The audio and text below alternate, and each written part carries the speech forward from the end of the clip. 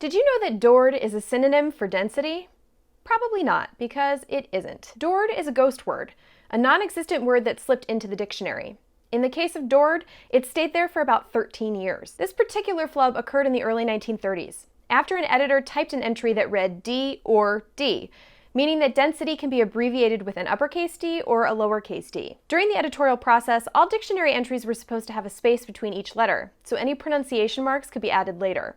The next editor simply thought a space was missing between O and R, and the word dord ended up being in the 1934 second edition of Webster's New International Dictionary. In 1939, a Merriam-Webster editor spotted dord and scrawled a ghost word in red on a note card asking for its removal. Somehow, it managed to stay in the dictionary for another 8 years.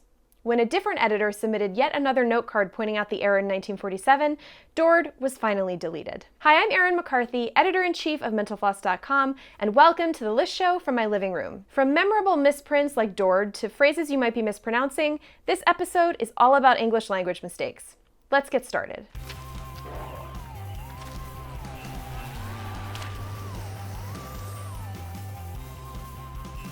Dord's 13 years in print is nothing compared to the 3 centuries that Abbot spent haunting reference materials. It all started in the late 16th century, when Abraham Fleming was editing Raphael Holinshed's Chronicles of British History. At one point, Holinshed mentions King Henry's high cap of estate, called abocock, garnished with 2 rich crowns. For some reason, Fleming changed abocock to abacot in his 1587 version of Holinshed's Chronicles, and the ghost word landed in Henry Spellman's Glossarium in 1664. For the next 200 years, dictionaries listed abacot as a double-crowned cap of state worn by English kings, just like Holinshed had described it. It wasn't until the 1880s that the erroneous origins of abacot were finally exposed.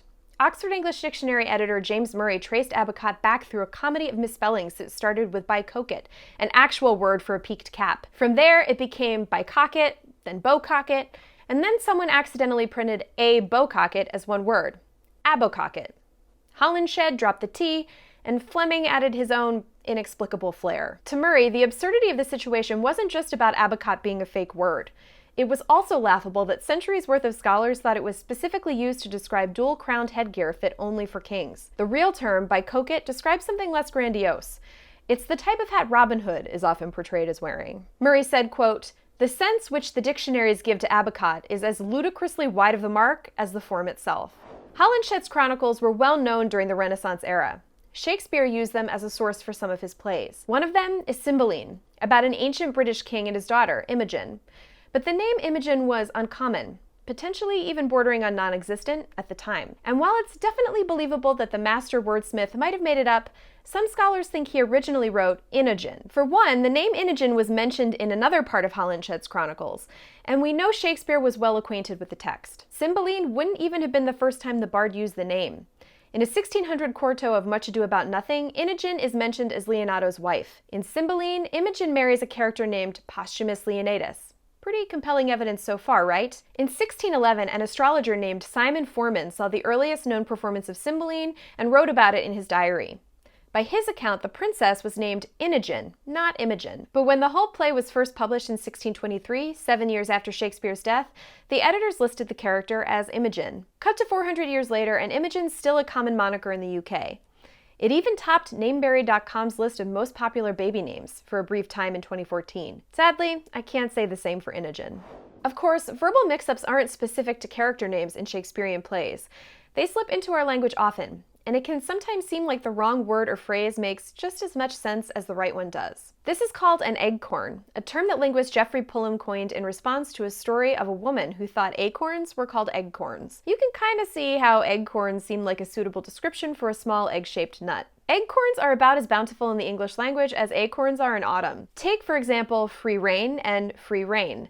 The correct version is R-E-I-N. As in, you're a horse, and your rider is holding the reins so loosely that you can do whatever you want. In fact, horseback riders used it when talking about actual horses and reins. That said, R-E-I-G-N seems logical too. If you're a monarch who reigns over a whole kingdom, you have at least as much autonomy as your average independent equine. Right now, we know that free R-E-I-N is technically the correct phrase, and free R-E-I-G-N is the eggcorn.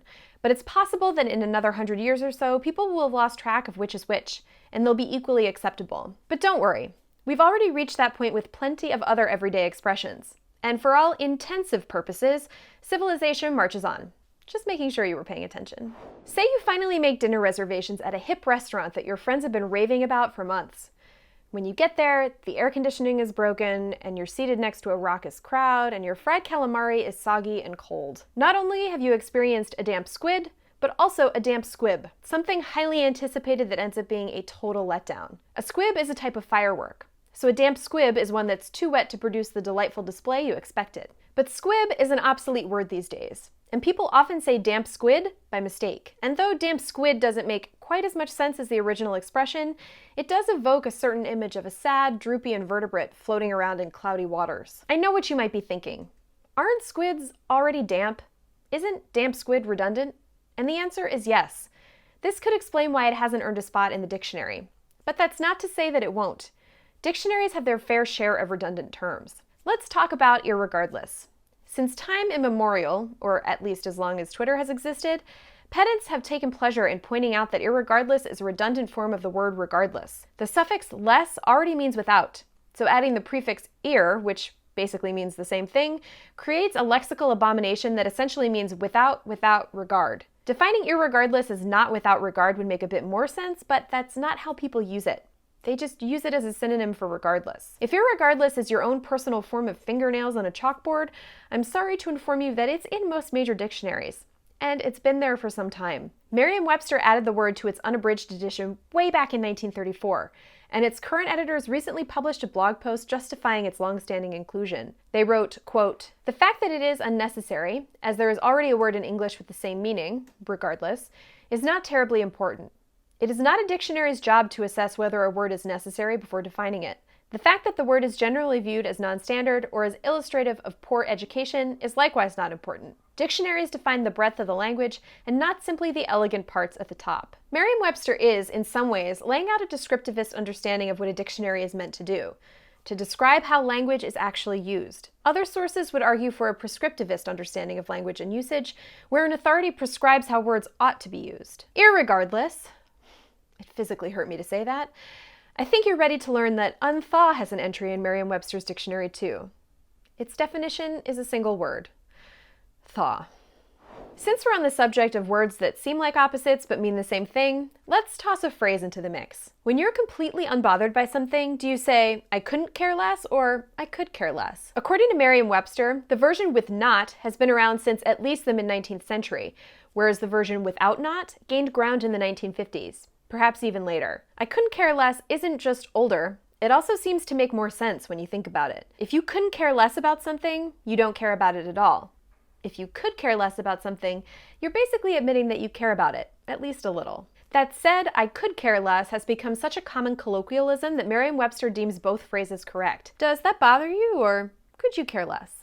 Annoying your most fastidious friends is probably the only consequence that will come from dropping the negative adverb from I couldn't care less. For two 17th century royal printers in Britain, though, omitting one measly not cost them a lot more. In 1631, Robert Barker and Martin Lucas printed 1,000 copies of the King James Bible with the commandment, "Thou shalt commit adultery." When King Charles I found out a year later, he furiously ordered officials to track down the Bibles and burn every last one. They were also fined £300, a penalty that was later converted into a directive to buy and print Greek works as a sort of service-based retribution. That one immoral directive wasn't the only error in the book. In the 5th chapter of Deuteronomy, the 24th verse is supposed to mention God's glory and greatness, but court records say there was another mistake, rendering the passage, "And ye said, Behold, the Lord our God hath showed us his glory and his great ass." Though biblical scholars caution that the apparent snafu would likely have been understood as a reference to a donkey and not a buttocks, the mistake was so egregious that some scholars have theorized that a fellow printer actually sabotaged the book to discredit Barker and usurp his position. We might never know the truth. According to historian Gordon Campbell, the great ass misprint isn't known to have survived beyond a couple of potential pages that had been blotted out with ink. You can still see the omitted not in around a dozen Bibles, though, which escaped the book-burning blaze and are housed in museums and private collections around the world. While Barker and Lucas probably would have kept their jobs had they just been a little more meticulous during the printing process, you can hardly blame them for making a couple mistakes. Even the most detail-oriented grammar enthusiasts sometimes get things wrong, especially when it comes to homophones, or words that sound the same but have different spellings and/or definitions. If you're referring to the highest point of a mountain or of anything else, that's P-E-A-K.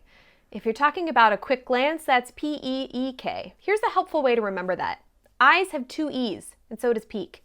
If you're writing sneak peek, don't let sneaks EA sneak into the second word. And if this distinction piqued your interest, remember that's P-I-Q-U-E-D. That pique comes from a French word literally meaning to prick. Flack is another tough one. For getting or giving criticism, that's F-L-A-K. Since quack, snack, blackjack, and a ton of other words end in A-C-K, people tend to spell flack that way too. But it's actually a truncated version of this German word that I'm not even going to try to pronounce, which is a type of gun used to target aircraft. That said, F-L-A-C-K in this context has become so common that Merriam-Webster lists it as a less common spelling, so you're free to use it if you want. You just might catch some flack for it.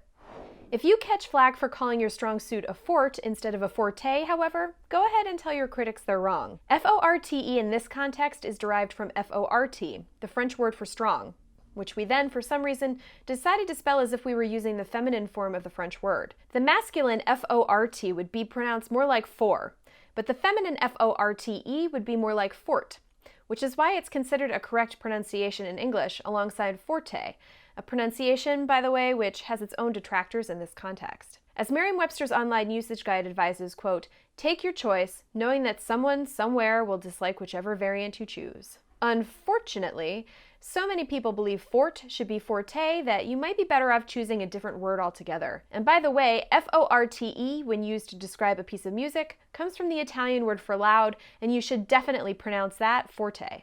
Possibly the most heated pronunciation debate in the English language concerns a pesky little file format called a GIF, or GIF. Since it stands for Graphics Interchange Format, it seems like you'd pronounce the G just like in graphics, so GIF. But ever since Steve Wilhite invented it in 1987, he's maintained that it's supposed to be GIF. In 2013, he told the New York Times, quote, "The Oxford English Dictionary accepts both pronunciations. They are wrong. It is a soft G, pronounced GIF. End of story." But if this video has taught you anything, it's probably that there never really is an end of story when it comes to language. In 2015, Université de Montréal linguistics professor Michael Dow mined the English Lexicon Project for all the words containing GI.